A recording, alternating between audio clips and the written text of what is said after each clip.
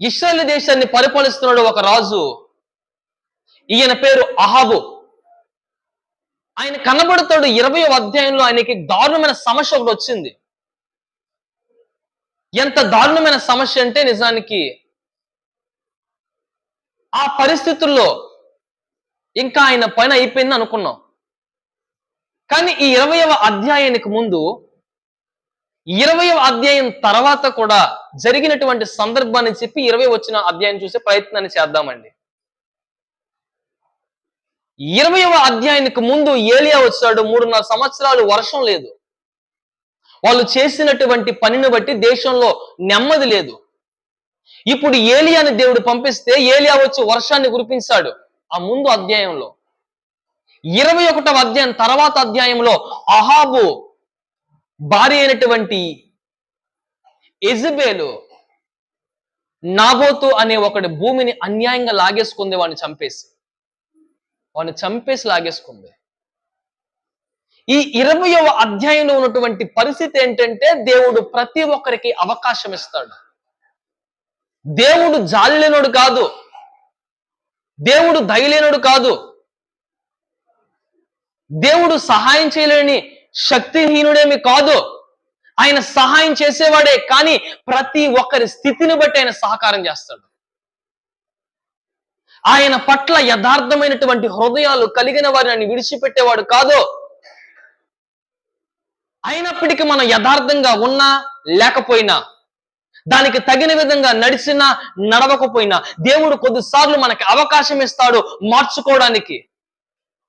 దేవుడు మనకు అవకాశం ఇస్తాడు కొద్దిసార్లు మారడానికి. దేవుడి సార్లు మనకి అవకాశం ఇస్తాడు కొన్నిసార్లు తిరిగి పుంజుకోవడానికి. ఆ అవకాశాన్ని ఉపయోగించుకునేవారు కొద్దిమందే. ఆ అవకాశాన్ని సద్వినియోగపరుచుకునేవారు కొద్దిమందే. దేవుడు ఇంత దారుణంగా దేవుణ్ణి లెక్క చేయనటువంటి వ్యక్తి అయిన అహాబుకు దేవుడు మరలా అవకాశం ఇచ్చాడు. ఇప్పుడైనా మారతాడేమో, ఇప్పుడైనా తెలుసుకుంటాడేమో, ఇప్పుడైనా మార్చుకుంటాడేమో అనే ఉద్దేశంతో ఒక అవకాశాన్ని ఇచ్చాడు. అప్పటికి ఏలియా మాట్లాడాడు. ఏలియా అంటున్నాడు, నీవు దేవాతి దేవుణ్ణి విడిచిపెట్టి ఇశ్రాయేలు దేశాన్ని పరిపాలన చేస్తున్నావు, కానీ నీలో మనస్తత్వం బాలేదయ్యా అని ముందే చెప్పేశాడు. కానీ ఈయనకి నచ్చలేదు. అది ఈయనకి అది నచ్చలేదు. ఏంటా, నా ప్రవర్తన నచ్చలేదా, నా భక్తి సరిగ్గా లేదా అని ఈయన సరి చేసుకోవడం మానేసాడు. ఇప్పుడు దేశం మీదకి చాలా కష్టం వచ్చేస్తుందండి. 20వ అధ్యాయంలో మొదటి వచనంలో కనబడుతుంది ఆ విషయం ఏంటో. అక్కడ రాస్తున్నాడు, తన యొద్ద గుర్రములను రథములను సమకూర్చుకొని 32 రాజులు ఉండగా సిరియా రాజైన బెన్హదదు తన సైన్యం అంతటిని సమకూర్చుకొని బయలుదేరి సోమునుకు ముట్టడి వేసి దాని మీద యుద్ధము చేసెను. అతడు పట్టణమందున్న ఇశ్రాయేలు రాజైన అహాబు నొద్దకు దూతలను పంపి, ఇప్పుడు ఇశ్రాయేలు దేశాన్ని పరిపాలిస్తున్న అహాబు దగ్గరికి బెన్హదదు అనే ఒక రాజు చాలా మంది దూతల్ని పంపించాడు. ఆయన 32 మందిని రాజుల్ని పోగు చేసుకున్నాడు. అంటే దరిదాపుల్లో చాలా మంది సైన్యం ఉంది వెనకాల.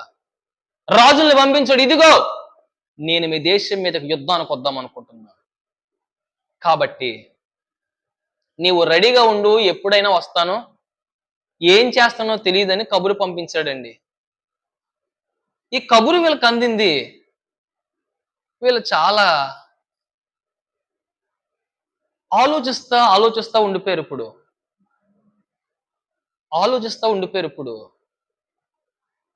ఈ సందర్భంలో ఒక విషయం గుర్తించాలి. అహాబు దేవుడికి ఇష్టంగా నడవట్లేదు. అహాబు దేవుని నమ్మినవాడు కాదు. కానీ ఇశ్రాయేలు దేశము దేవుని ప్రజలు ఉన్నటువంటి దేశం, దేవుణ్ణి పేరు పెట్టబడినటువంటి పట్టణము కలిగినటువంటి దేశము. ఇప్పుడు ఆ దేశాన్ని కాపాడే బాధ్యత దేవునికి ఉంది కాబట్టి ఇప్పుడు దేవుడు అవకాశం ఇచ్చాడు. ఆ దేశాన్ని కాపాడడానికి తన మార్గాన్ని చూపిస్తా ఉన్నాడు దేవుడు. ఎంతమంది ముందుకు వచ్చేస్తే నిజానికి ఆయన సహాయం చేయవసరం లేదు. ఇప్పుడు ఎవడో మనల్ని కొట్టేసి తిట్టేసి ఏమండి, వాడు నోటుకొచ్చినట్టు మనం తిట్టేశాడు, మనం తప్పేమీ లేదు, తిట్టేశాడు. మనం మెదలకుండగా అలాగే ఉండిపోయి ముందుకెళ్ళి కాలు జారి కింద పడిపోయాడు అనుకో మనం ఏమంటాం? అరెరే! దేవుడి ప్రేమ మనలోకి వచ్చేసి వెంటనే ఎళ్లి చేయి పట్టుకొని లేపి కూర్చోబెడతామా? లేదు ఏమంటాం? ఈడికి జరిగింది అవ్వాలిలే. ఇంకా గట్టిగా తగిలితే బాగున్ను అని అనుకుంటాం కదా! ఏవండీ ఎందుకని ఇప్పుడు మనల్ని తిట్టాడు మన మాట ఇనలేదు కాబట్టి ఆడికి అలాగే జరగాలనుకుంటాం. ఆడికి అలాగే ఉండాలనుకుంటాం. కానీ అటువంటి సందర్భంలో కూడా దేవుడు ఒక దూతను పంపించాడండి. ఒక ప్రవక్తను పంపించాడు ఆ దేశంలోకి. ఎందుకో తెలుసా? పంపించి అంటాడు, "అహాబు నువ్వు భయపడకు. దేవుడు నీకు పక్షంగా ఉన్నాడు. నువ్వు యుద్ధానికెళ్ళు." ఎవరిని తీసుకెళ్ళనయ్యా? రాజకుమారులు కొంతమంది ఉన్నారు కదా!